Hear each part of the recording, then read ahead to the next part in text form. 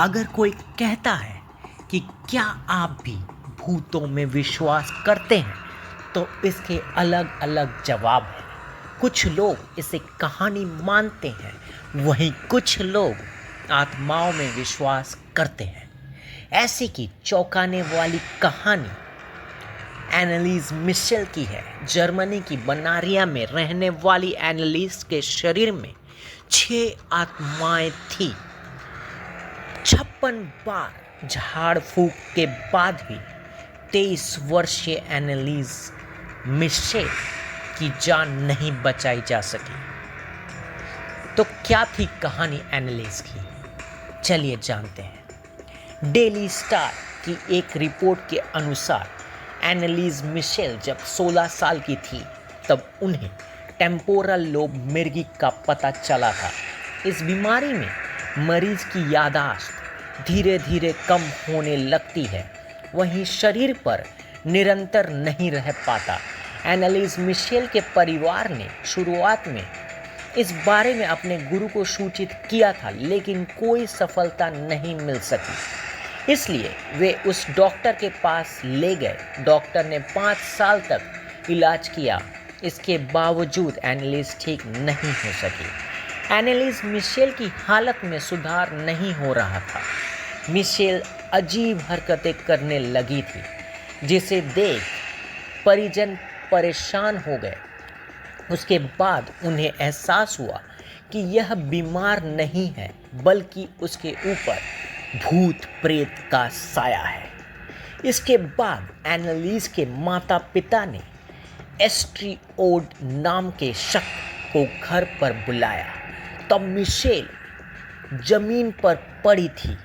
Astro को देखते ही एनालिस ने फर्श पर पेशाब कर दिया और चाटने लगी और जोर जोर से हंसने लगी। बाद में पास में रखे कोयले के टुकड़े खाने लगी।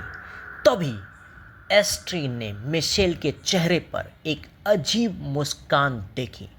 तब उन्हें पता चला कि उसके अंदर भूत है। एस्ट्रोओड ने एनालिस मिशेल को तंत्र मंत्र के जरिए इलाज करने की सलाह दी। फिर मिशेल के परिजनों ने 2 पादरियों को बुलाया।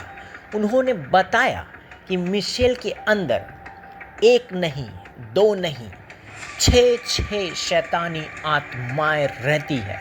इसके बाद उन्होंने झाड़ फूक शुरू किया, लेकिन इससे राक्षसी आत्मा भड़क उठी और एनालिस की तबीयत बिगड़ने लगी। झाड़ फूक के बाद भी मिशेल की तबीयत में सुधार नहीं आया।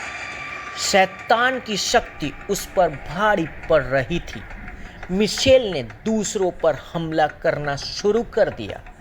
कई बार वह खुद को चोटिल कर लेती थी। पादरियों द्वारा कई प्रयासों के बावजूद भी ठीक नहीं हो सकी। 23 साल की आयु में उसकी मौत हो गई। पोस्टमार्टम में एनालिस मिशेल की मौत का खुलासा हुआ। डॉक्टरों ने बताया कि उसकी मौत कुपोषण के कारण हुआ।